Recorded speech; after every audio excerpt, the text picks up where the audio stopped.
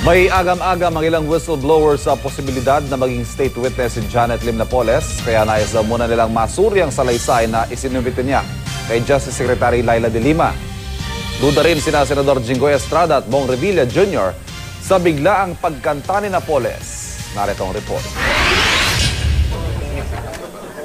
Dating pinagkakatiwalaang tauhan at pinsan, bumaliktad at kalaunay naging kalaban.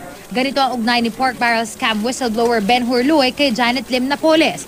At ngayong nagpahayag si Napoles ng interes na maging state witness sa pork barrel scam, may agam-agam si Luy at iba pang whistleblower. Ayon sa abogado ni Luy na si Attorney Raji Mendoza, bukas daw sila sa anumang hakbang na makatutulong sa kaso.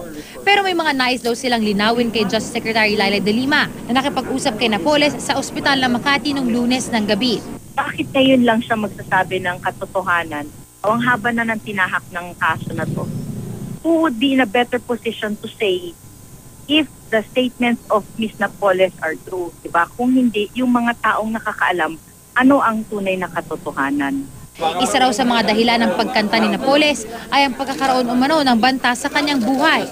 To those who are minded to do harm sa kanya, dahil sa nalalaman niya na nandyan na yung statement.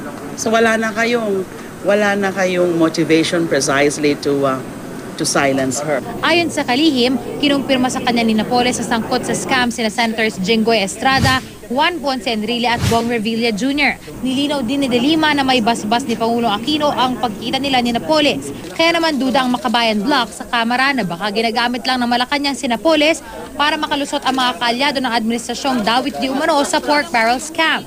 Pero ngayon pa lang, nilinaw na ng Malacanang na pag-aaralan pang mabuti ng DOJ ang testimonya ni Napoles at dapat wala raw itong bahid politika. I think Secretary Laila de Lima already mentioned in her briefing this afternoon that she wants the testimony without any political color. Pangamba raw ni Estrada na isa sa mga pinakakasuhan ng plunder kasama sina Enrile at Revilla, baka raw tinatakot lang ng DOJ si Napoles para idiin sila. Pagka nag-impose na o tinakot na dahil mabubulok siya sa kulungan at idiin na kami tatlo, ibang storya yun. Ito rin ang pangamba ni Revilla. Nauna nang itinanggi ni Estrada, Revilla at Enrile na tumanggap sila ng kickback mula sa PDAF. Para sa unang balita, Isay Reyes reporting.